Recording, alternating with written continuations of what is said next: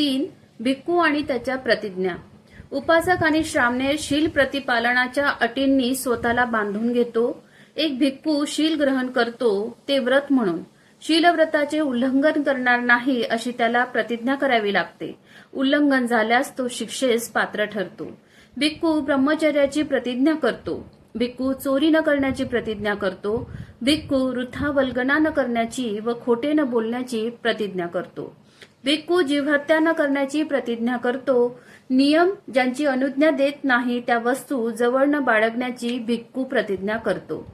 भिक्खूला खालील फक्त 8 वस्तू जवळ बाळगता येतात.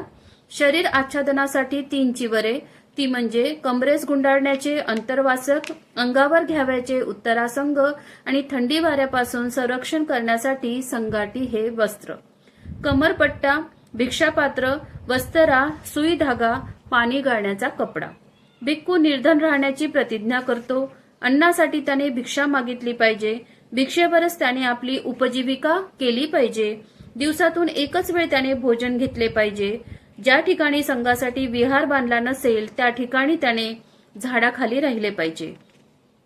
भिक्खू आज्ञापालनाची प्रतिज्ञा करीत नाही. आपल्याहून श्रेष्ठाचा मान राखणे, औपचारिक नम्रता दाखवणे ह्या गोष्टी श्रामणेरांकडून अपेक्षित असतात. भिक्खूची मुक्ती आणि गुरु म्हणून त्याची उपयुक्तता ही त्याच्या साधनेवर आणि गुणांवर अवलंबून असते. त्याने वरिष्ठांऐवजी धम्माची आज्ञा पाळावयाची असते. त्याच्या वरिष्ठाजवळ प्रज्ञादानाचे अथवा मोक्षदानाचे दैवी सामर्थ्य असते असे तो मानित नाही. अधपतन अथवा उद्धार हा ज्याच्या त्याच्या स्वाधीन असतो, म्हणून त्याला विचार स्वातंत्र्य असले पाहिजे.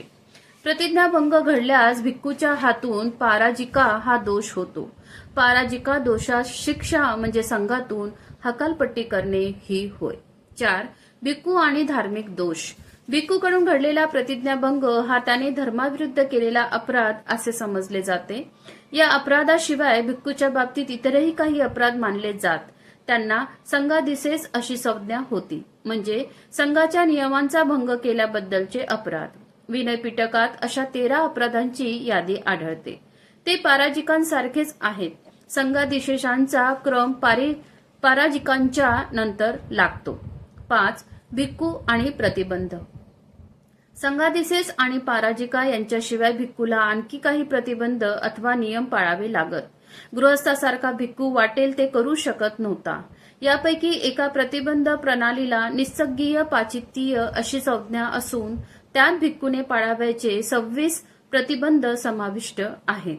हे प्रतिबंध चिवरे, लोकरीचा बिछाना, भिक्षापात्र आणि औषधी यांच्या स्वीकृती अस्वीकृती संबंधी आहे. काही प्रतिबंध सुवर्ण आणि रौप्य यांचे दान घेणे वा न घेणे या संबंधी आहेत. काही नियम भिक्खूंद्वारे केल्या जाणाऱ्या क्रय विक्रयांसंबंधी आहेत. त्याचप्रमाणे काही नियम संघाला मिळालेली मालमत्ता स्वतः स्वीकारण्याच्या किंवा न स्वीकारण्यासंबंधी आहेत. या प्रतिबंधाच्या उल्लंघनाकरिता असलेला दंड देखील निस्सग्गीय, परतफेड आणि पाचित्य म्हणजे पश्चाताप व्यक्त करणे ह्या शिक्षा सांगितलेल्या आहेत. ह्या प्रतिबंधाशिवाय भिक्खूला पाचित्य या नावाचे आणखी 92 निर्बंध पाळावे लागतात. 6. भिक्खू आणि शिष्टाचाराचे नियम. भिक्खूचे वर्तन चांगले असावे लागते. शिष्टाचाराचे नियम पालन करण्यात तो आदर्शवत असला पाहिजे. या उद्देशाच्या पूर्तीसाठी भगवंतांनी शिष्टाचाराचे अनेक नियम केलेले आहेत. शिष्टाचाराच्या या नियमांना सेखीय धम्म अशी संज्ञा असून त्यांची संख्या 75 आहे. 7. भिक्खू आणि त्यांच्या अपराधांचा विचार. कसे वागायचे आणि कसे वागायचे नाही यासंबंधीचे नियम केवळ औपचारिक नियम नव्हते. त्यांना कायद्याचे स्वरूप प्राप्त झालेले होते. त्यानुसार आरोप ठेवणे, न्यायपरीक्षा आणि शिक्षा यांचा अंतर्भाव होई. संघ त्यावर विचार करीत असे आणि तेव्हाच त्या भिक्खूला दोषमुक्त मानून सोडून देण्यात येत असे किंवा दंड देण्यात येत असे. योग्य रीतीने नियोजलेल्या न्यायमंडळाशिवाय भिक्खूला शिक्षा करता येत नसे. हे न्यायमंडळ ज्या ठिकाणी भिक्खूंच्या हातून अपराध घडला त्या ठिकाणी राहणाऱ्या भिक्खूंचे बनविलेले होत असे. न्यायमंडळासाठी लागणारी भिक्खूंची आवश्यक संख्या उपस्थित असल्याशिवाय भिक्खूंची न्यायपरीक्षा होत असे.